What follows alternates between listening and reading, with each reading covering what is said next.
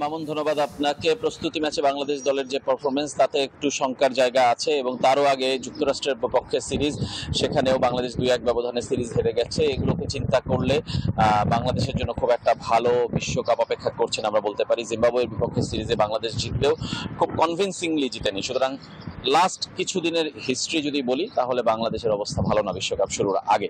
কিন্তু এই কঠিন পরিস্থিতিটাই বাংলাদেশ দলকে সামনে এগোতে কিংবা সামনের দিকে তাকাতে সাহায্য করতে পারে।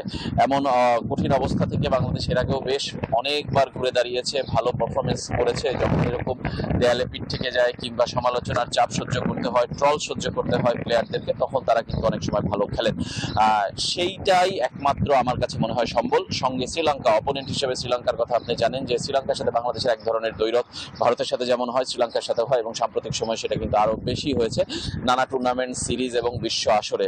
সবশেষ ওয়ানডে বিশ্বকাপের কথা নিশ্চয়ই সবার মনে আছে, টাইম আউটের কারণে এবং ওই ম্যাচের কারণে কিন্তু বাংলাদেশের সঙ্গে শ্রীলঙ্কার একটা ক্ল্যাশ আবার নতুন করে দেখা দিয়েছে। সেইটা আসলে আমার মনে হয় যে এই বিশ্বকাপে বাংলাদেশকে একটা বাড়তি প্রেরণা দেবে। এটা আমি বলছি অফ দ্য ফিল্ডের কথা। অন দ্য ফিল্ডে যদি বলি, শ্রীলঙ্কার অবস্থা আপনি তাকান, শ্রীলঙ্কাও কিন্তু খুব একটা ভালো অবস্থায় আছে তা নয়। নেদারল্যান্ডসের কাছে তারা প্রস্তুতি ম্যাচে হেরেছে, দক্ষিণ আফ্রিকার কাছে খুবই বাজেভাবে হেরেছে, যদিও নিউ ইয়র্কের উইকেট নিয়ে অনেক সমালোচনা আছে, উইকেটের দোষও অনেকে দেখছেন। সেই হিসাবে শ্রীলঙ্কা দলের শুরুটাও কিন্তু খুব ভালো হয়নি। আর বাংলাদেশের কথা যদি বলি, দুই দলই, বাংলাদেশ এবং শ্রীলঙ্কার আরও একটা জায়গায় মিল আছে, সেটা হলো তাদের ব্যাটিং সমস্যা। আমরা বলছিলাম আমাদের রিপোর্টে যে ব্যাটাররা কিন্তু রান পাচ্ছে না। বাংলাদেশের বোলিং নিয়ে কোনো কিন্তু প্রশ্ন খুব একটা নেই, শরীফুল ইনজুরিতে নেই, তারপরেও কিন্তু খুব একটা প্রশ্ন আসছে না। যতটা আসছে ব্যাটিং নিয়ে, সৌম্য সরকার, লিটন দাস, নাজমুল হোসেন শান্ত, তিনজন একদম জেনুইন ব্যাটার, তারা একদমই আউট অফ ফর্ম। সেই জায়গাটায় বাংলাদেশের কিন্তু চিন্তার কারণ আছে। সৌম্য সরকার আমার মনে হয় যে অটোমেটিক চয়েসই হবেন। এই তিনজনের মধ্যে বিকল্প আসলে নেই ওপেনিংয়ে।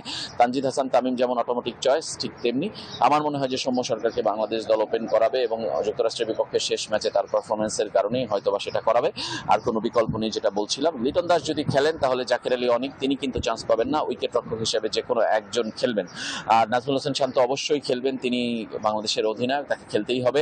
এরপরে সাকিব আল হাসান, মাহমুদুল্লাহ রিয়াদ, তারপরে রিশাদ হোসেন, শেখ মেহেদি, দুজন স্পিনারের কথা যদি বলি। আর দুজন পেসারের কথা বলতে হলে মোস্তাফিজুর রহমান এবং তাসকিন আহমেদ। আমার দৃষ্টিতে এই হলো বাংলাদেশের একাদশ এখন পর্যন্ত, যদি না কোনো বিকল্প হয়। লিটন দাসের জায়গাটায় হয়তোবা একটু শঙ্কা রয়েছে যে লিটন দাস না জাকের আলী অনেক।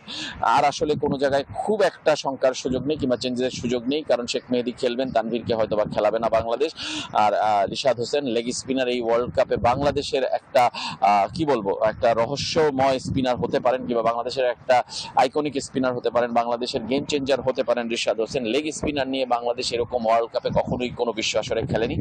সেই হিসাবে রিশাদের উপরেও কিন্তু অনেক প্রত্যাশার চাপ আছে, তিনি পাওয়ার হিটিংও করতে পারেন। সব মিলে এই আমার কাছে এই মনে হয় যে বাংলাদেশের একাদশ এবং দলের অবস্থা, আর কোটি কোটি বাংলাদেশি কিন্তু অপেক্ষায় রয়েছে এই বাংলাদেশকে একটা ভালো পারফরমেন্সের দেখার জন্য। এবং দেশ বিদেশ থেকে প্রচুর মানুষ কিন্তু এই ডালাসে ইতিমধ্যে এসেছেন, বাংলাদেশ থেকে এসেছেন, আমি দেখেছি ইংল্যান্ড থেকে এসেছেন, যুক্তরাষ্ট্রের বিভিন্ন প্রান্ত থেকে তারা এসেছেন বাংলাদেশ দলকে সমর্থন দিতে। সুতরাং বাংলাদেশ দলের প্রতি তাদের যে প্রত্যাশা, আমাদের প্রত্যাশা, পুরো দেশবাসীর প্রত্যাশা, সেটা কতটা তারা পূরণ করতে পারেন সেটাই আমরা দেখার অপেক্ষায় রয়েছি।